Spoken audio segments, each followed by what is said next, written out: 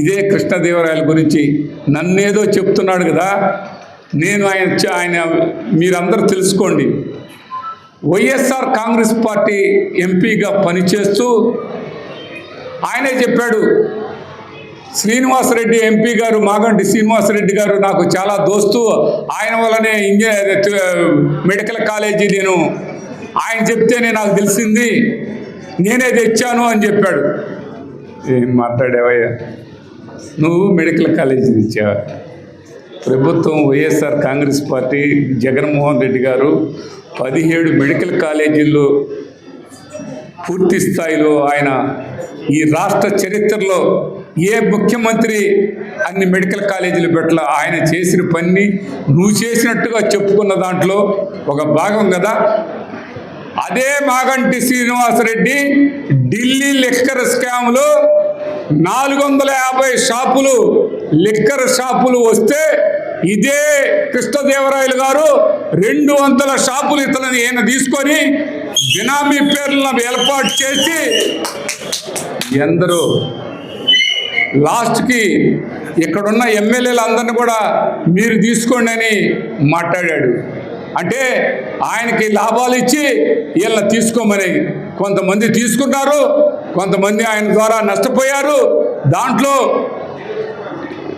గోపిరెడ్డి శ్రీనివాసరెడ్డి గారిని కూడా నువ్వు కూడా లిక్కర్ షాప్ తీసుకోమని ఢిల్లీలో అడిగితే, ఢిల్లీలో లిక్కర్ షాపులు తీసుకోమని అడిగితే నా దగ్గర డబ్బులు లేవయ్యా, నీకు నేనే ఆడ తీసుకొచ్చి ఇచ్చాను, ఏమయ్యా బ్రహ్మనాయుడు నువ్వేమైనా పెడతావా అని ఇదే గోపిరెడ్డి నన్ను అడిగాడు. కృష్ణదేవరాయలు కబంధ హస్తాలలో నువ్వెందుకు నలిగిపోవాలి నాయన? కృష్ణదేవరాయలు అంటే సామాన్యుడు కాదు. ఇవాళ వేలకు వేలు ఇవాళ ఢిల్లీలో ఎంత నాగ్గా వాళ్ళందరూ బయటపడ్డారు. ఈయన తెలివిగా ఎక్కడ కూడా దొరకకుండా 1000 కోట్లు సంపాదించిన ఈయన నా గురించి మాట్లాడుతుండు. నా గురించి వినుకొండలో ఏ బోల్లైనా వెళ్ళి ఎవరు సొమ్మైనా తీసుకుంటుంటే అది నువ్వు తీసేసుకో. నీ గురించి నా గురించి చెప్పిన పరిస్థితి ఏ వినకొండ ఏ గ్రామానికి వెళ్ళినా చెప్తారు బ్రహ్మనాయుడు ఏంది.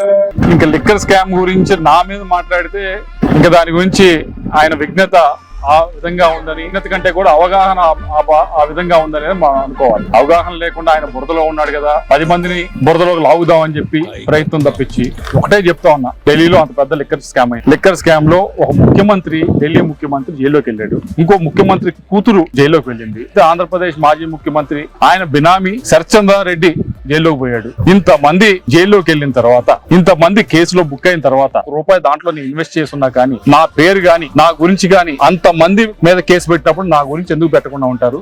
నా గురించి ప్రస్తావించకుండా ఎందుకుంటారు? ఈ చిన్న లాజిక్ ఆయన మిస్ అయితే ఏం చేయాలి? ఆయన బురదలో ఉన్నాడు కదా, అందరినీ బురదలో లాగా. నేను ఒకటే ఛాలెంజ్ చేస్తా ఉన్నా మీడియా ముఖంగా, నేను ప్రత్యక్షంగా గాని పరోక్షంగా గాని దేశంలో లిక్కర్ అనే దాంట్లో, అక్కడ ఢిల్లీలోనే కాదు ఎక్కడైనా, ఒక 1000 రూపాయలు పెట్టినా అటువంటి లిక్కర్ అనే వ్యాపారం నుంచి ఒక 1000 రూపాయలు నేను లాభం పొందినా, నేను డబ్బులు తీసుకున్నా, ఇంకా రాజకీయాల నుంచి ప్రూవ్ చేస్తే రాజకీయాల నుంచి రేపటి నుంచి నేను 5 రోజులకి వెళ్ళిపోతాను. ఇంకా అసలు పాలిటిక్స్ లో ఉండవు.